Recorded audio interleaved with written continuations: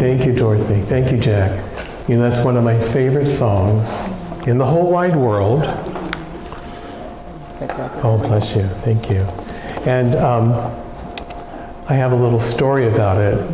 When I was in my 20s, I fractured my elbow when I was body surfing in Venice Beach. And one thing I learned, boys from Ohio should not be body surfing. They have no idea what they're doing. But anyway, I fractured my elbow, and my friend took me to the hospital. And I was in so much pain that they gave me a shot of Demerol. And I asked the doctor to send my friend back. And he said as he walked into the room, I was singing Imagine at the top of my lungs. And I know that must have been a very deeply spiritual experience brought on by Demerol. So I always like to start my talks with a little bit of humor. As you know, I have a soft voice, so at least I know you're awake for a couple minutes. And this story is a retired man purchased a home near a high school. And he spent the first few weeks in peace. And then the new school year began.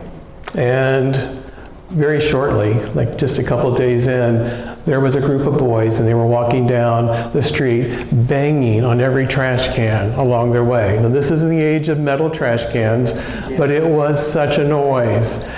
And after a few days of this going on, he decided he needed to take some action. So he went out and he said to them, hey guys, you know, when I was your age, I loved doing this. This was like one of my favorite things to do. And so, as a favor to me, would you allow me to pay you $1 a day to come down the street and be banging on the cans and make that wonderful noise? And they said, sure. So they were happy to do it. And so for 1 week, they would bang on the cans as they were walking home, and he'd pay them $1 each day.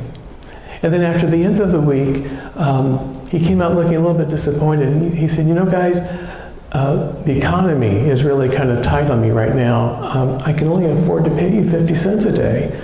And they were nonplussed. They just went on about it. And then they did it. They were just banging on the cans every day for 50 cents a day. And then the third week, he came out and he said, you know, guys, I haven't received my retirement check yet. You think you could do it for 25 cents a day? And then the leader of that group said, hold it. That's enough. If you think we're going to be banging on these cans for just 25 cents a day, you are nuts. And so the man lived the remaining days in peace.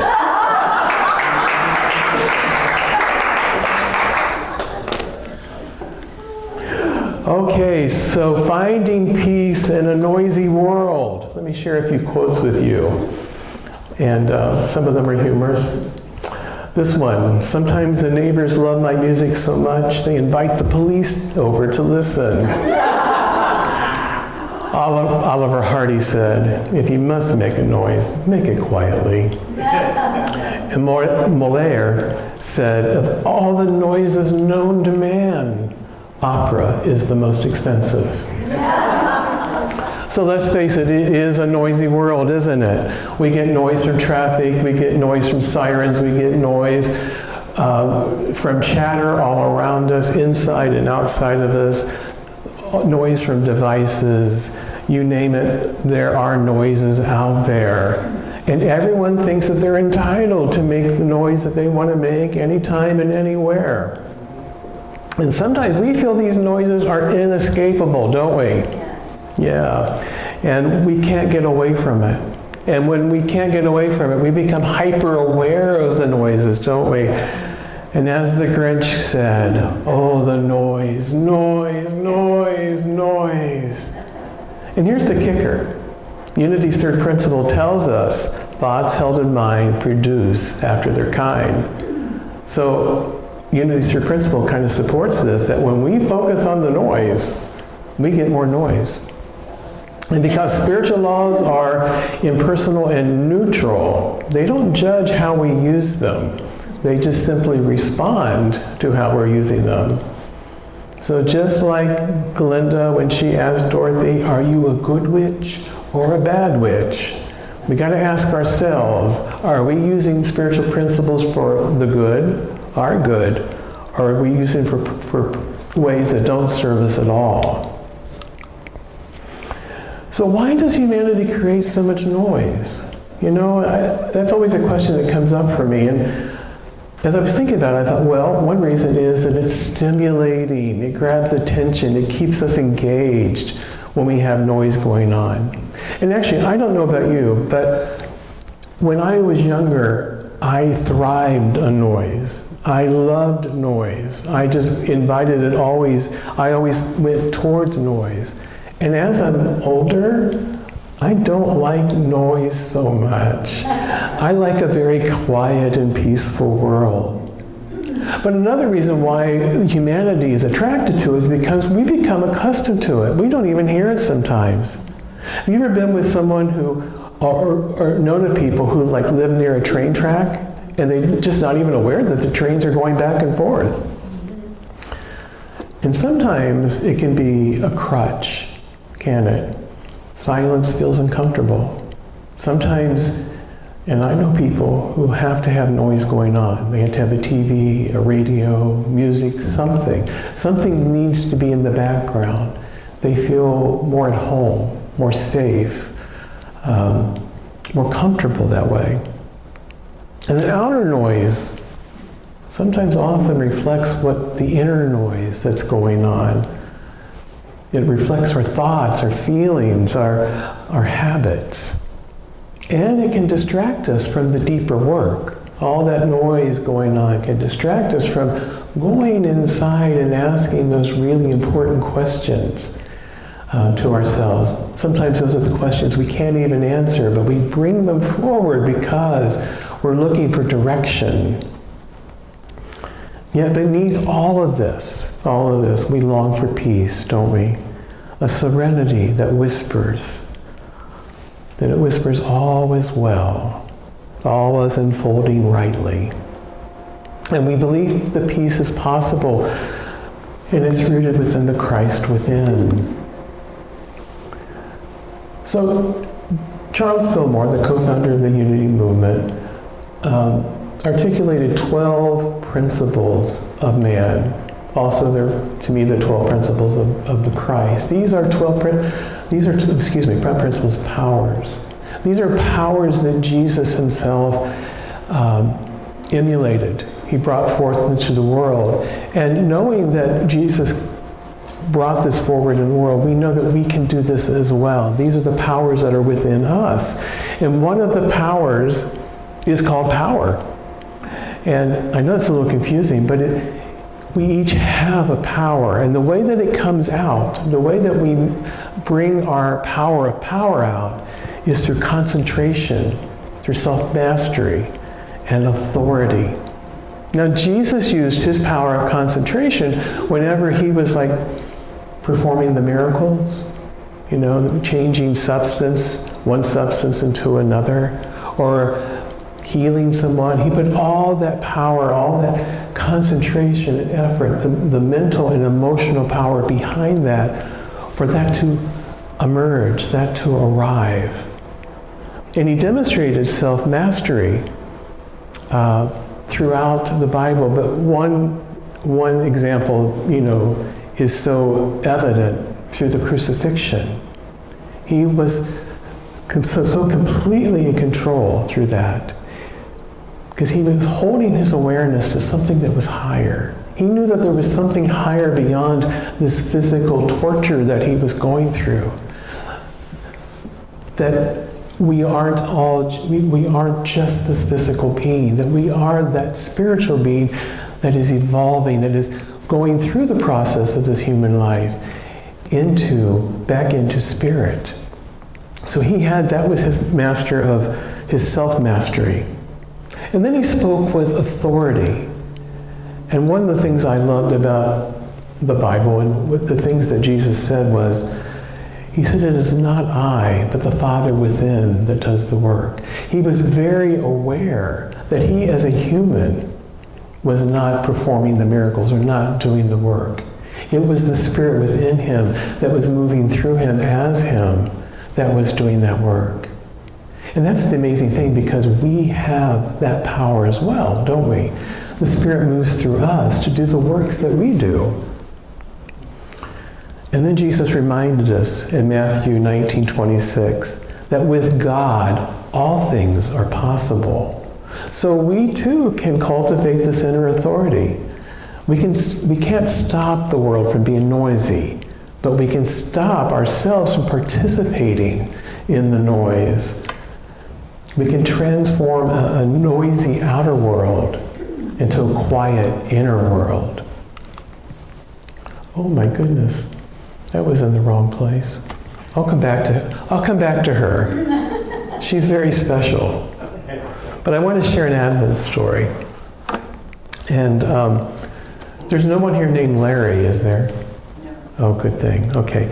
Larry loved Christmas, and Larry loved Advent, mostly because he loved candles, and he wasn't allowed to play with candles during the rest of the year.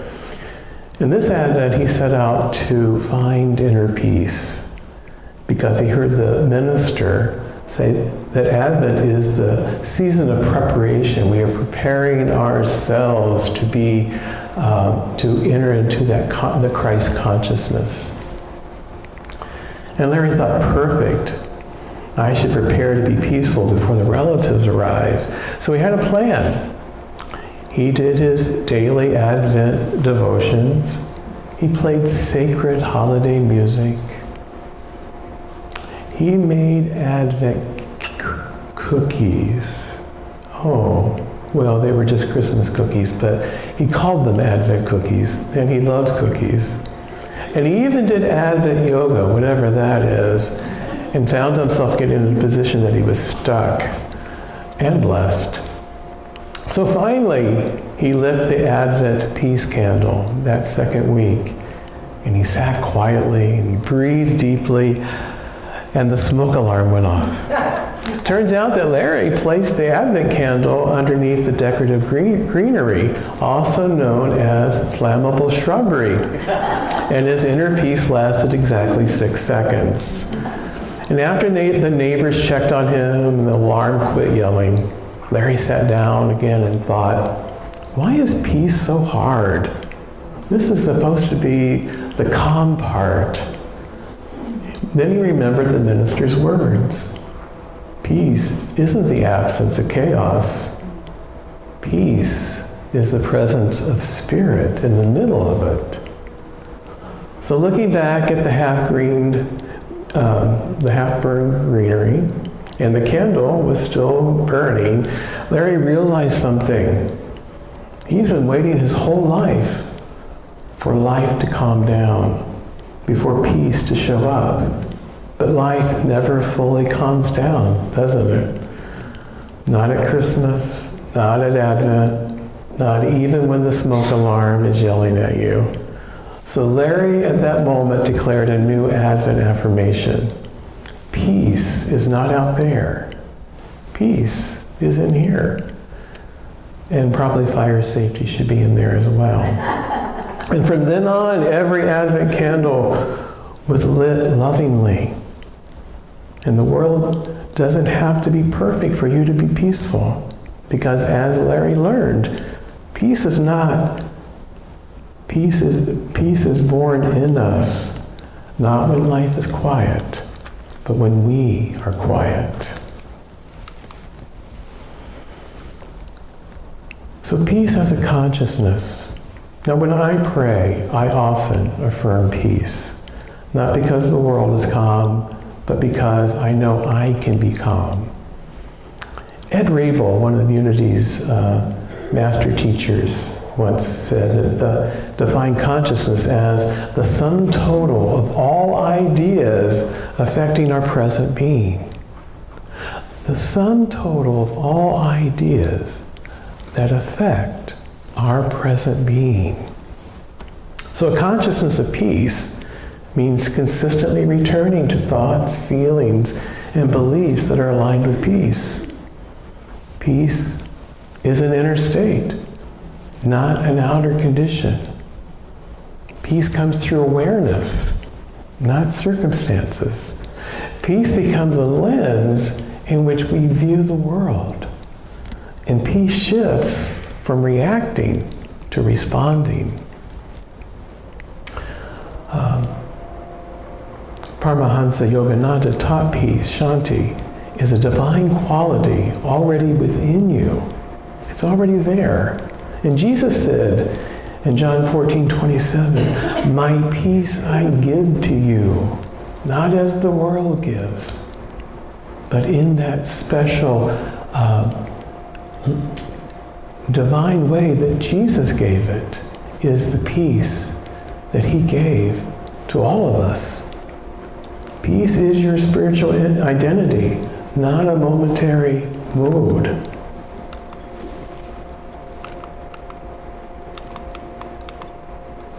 Oh, I know. We're going back to her. I love her. I just love her posture, the way she holds her head, her prayer. Peace is harmony and tranquility born of Christ consciousness. This is the second week of Advent. This is the week of peace. And Fillmore defined peace, Charles Fillmore defined peace as harmony and tranquility derived from the Christ consciousness, the perfect mind of peace. And I know that can sound a little bit intimidating sometimes, because we think, me have the perfect mind of peace? Really? The mind of Christ? But here's the good news. You already are the perfect mind of Christ. You already are the perfect mind of peace. You were born that way. You are sustained by it. It is infinite in nature, and it's been with you always and will be with you always. But what clouds our awareness isn't the lack of spirit, but it's our habit of listening to the world, of listening to the chaos. And that noise sometimes becomes louder than our inner truth. So we know that peace is an inside job. One of the things I love about the New Thought movement is many churches, many centers around the world close their service with a peace song. Let there be peace on earth. Let it begin with me. Let there be peace on earth, the peace that was meant to be, as God as our creator, family, all are we. Let there be peace on earth. Let's see. Let this be the moment now. With every step I take, let this be my joyous vow. When this song is sung, I believe this is the song, it becomes an anthem for many people. It's an anthem that they move forward with. They sing this song with such conviction, such love, such emotion, such devotion, that for that time, and hopefully for after that time, they believe this. We believe that we are peace in that moment. We have just sang it. We have just owned it. We are peace.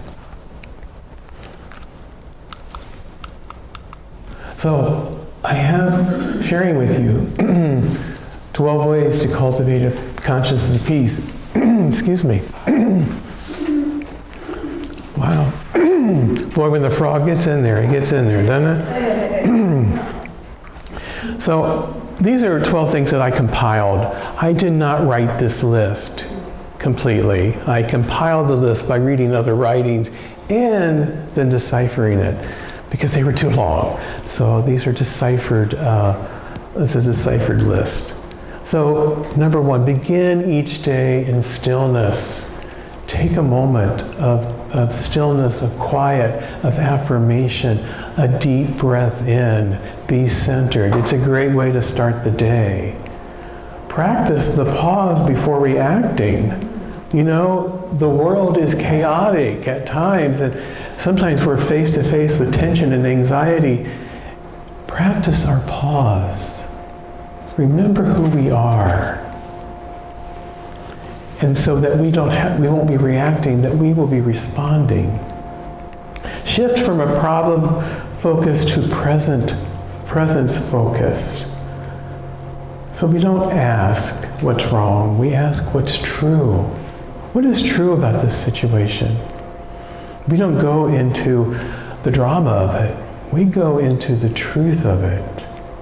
Number 4, bless, don't battle. So we're confronted with tension. We bless the situation. We add our love to the situation.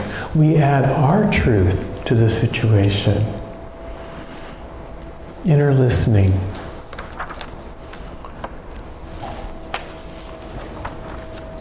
Peace expands when we listen beneath the noise, doesn't it? Sometimes people are talking loudly, and I don't mean loudly like volume, but they're speaking loudly like from their heart, from a place that is confused, a place that is hurting. Sometimes we need to listen to what's below the noise, maybe to see the hurt, and we bring forward our compassion in that time. I know that we probably all have family members that we've done this with, or friends that we've done this with, that they're saying one thing, and we're hearing something else. And so to tap into that hearing, allow that compassion itself to come forward. Let your body embody calm. Oh, I skipped one, didn't I? Excuse me. Choose your narratives that support peace. We all have a story, don't we? And people have stories, and we get really attached to our stories and the ain't it awfulness of our stories. Release the ain't it awfulness. Release the stories. Begin seeing it a different way. Begin seeing it from the blessings of the situation. So let your body embody calm. Relax your shoulders. Take deep breaths in. Be aware of how you're holding yourself. I remember sitting at a table, and it was kind of an intense meeting, and I didn't realize that I was just kind of going, and I wasn't really even breathing. Be aware of your breath. Be aware of what your body is experiencing at any given time. Surround yourself with peaceful inputs, because your environment matters. It really does. So I was watching a movie the other day, and I was looking forward to this movie, but there came a point when I realized, I don't need this in my consciousness. Might have been a good story, but I realized it's not where I wanted to go. So I had the power to turn it off. It was amazing. But noises in general, we can turn off those noises. We can see the divine in others. It's one of my favorite things to do, because sometimes I have judgment towards people, and I think that I see them as I know them, and I don't like what I see. I know you don't experience that, but I experience that. And I have to remind myself that they too are the Christ. They too are the vessel and vehicle of love. I may not like or appreciate how they're expressing themselves at this time or in their life, but I can see the divine in them. Practical, radical non-resistance. Now, what this means is we don't ignore it. It's just that we just kind of flow with it. We don't have to become attached to it. People will share their opinions with you, and you may not like it. Don't become attached to it. It's their thoughts. Release it. Let go. So live as a radiating center. Don't just have peace. Be the peace. Affirm to yourself in any given situation, when you're in the car, getting ready to come into a group, or getting ready to whatever you're going to be doing in life. Affirm the peace within you, that I am peace. And finally, anchor this in gratitude. And we're true students, we know this. We anchor everything in gratitude because we know that whatever is happening in our lives is there to bless us. It is there for us to learn from, and it is there to bless us. So we give thanks. We live in gratitude for however it goes on. Because the truth is, peace isn't something you really experience. It's something that you embody. And we as true students know this. And when you embody peace, you become a non-anxious presence in a tense world. You become a lighthouse, a quiet, calm center. You are a reminder of what's possible. And so it is. Amen.